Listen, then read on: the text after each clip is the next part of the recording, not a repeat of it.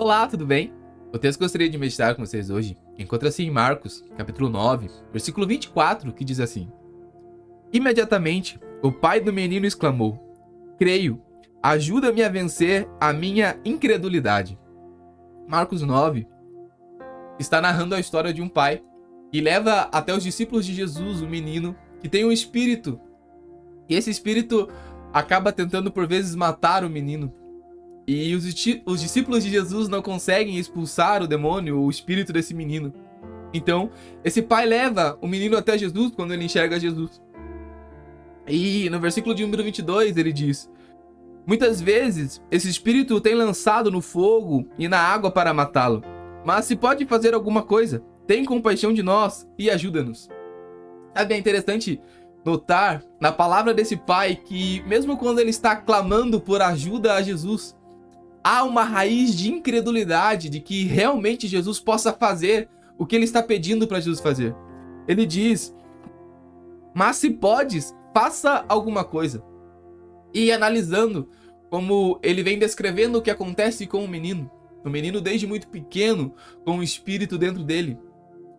Talvez esse pai, por tudo que já passou, pelo tempo decorrido, veio perdendo as esperanças de que algo poderia ser feito. Talvez pela expectativa que ele criou de que os discípulos pudessem fazer alguma coisa e não conseguiram. Ele foi perdendo a sua fé, foi criando uma raiz de incredulidade no seu coração. Mas então Jesus responde para ele: se podes. Disse Jesus: tudo é possível àquele que crê. Perceba que Jesus não responde essa raiz de incredulidade condenando a este homem. Pelo contrário, Jesus faz uma afirmação: se podes. Jesus aponta a incredulidade, mas ele diz: tudo é possível àquele que crê. Jesus lança uma afirmação, uma certeza, um lugar para se agarrar. E aí o versículo que nós lemos no começo: imediatamente o pai do menino exclamou: creio. Ele crê que realmente é possível, ele crê que Jesus pode fazer, mas ele completa dizendo: ajuda-me na minha incredulidade. Sabe o que esse homem está dizendo? Talvez é a Jesus: eu creio que o Senhor pode, mas talvez a minha fé não seja suficiente. Talvez por tudo que eu já passei, eu não consigo acreditar que o Senhor pode fazer por mim. Eu acredito que o Senhor pode curar outras pessoas, mas será que o Senhor pode fazer por mim? Eu acredito que o Senhor pode libertar outras pessoas, mas será que o Senhor pode libertar a mim, a minha família? Eu acredito que o Senhor pode fazer provisões, que o Senhor pode prosperar, mas será que o Senhor pode fazer por mim? Ajuda-me na minha incredulidade. Perceba que esse homem estava falando com o próprio Deus, falando com Jesus. E ele demonstra sua incredulidade. Eu creio que o Senhor pode fazer. Mas sinceramente, olhando para tudo que eu já passei, olhando para as frustrações, pelo tempo, ajuda na minha incredulidade. Talvez a minha fé não seja suficiente. E a realidade é que muitas vezes nós estamos como esse homem, como esse pai. Nós cremos que Jesus pode fazer grandes coisas, mas não cremos que Jesus pode fazer por nós, pela nossa casa, pela nossa família. Mas nós podemos tomar como exemplo a vida deste homem também e dizer: Jesus, ajuda-me na minha incredulidade.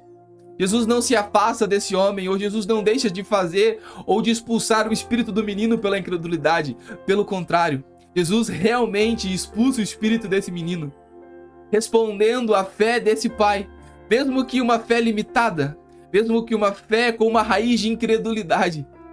Mas eu tenho certeza que esse pai sai com um pensamento diferente, porque ele viu o milagre acontecendo.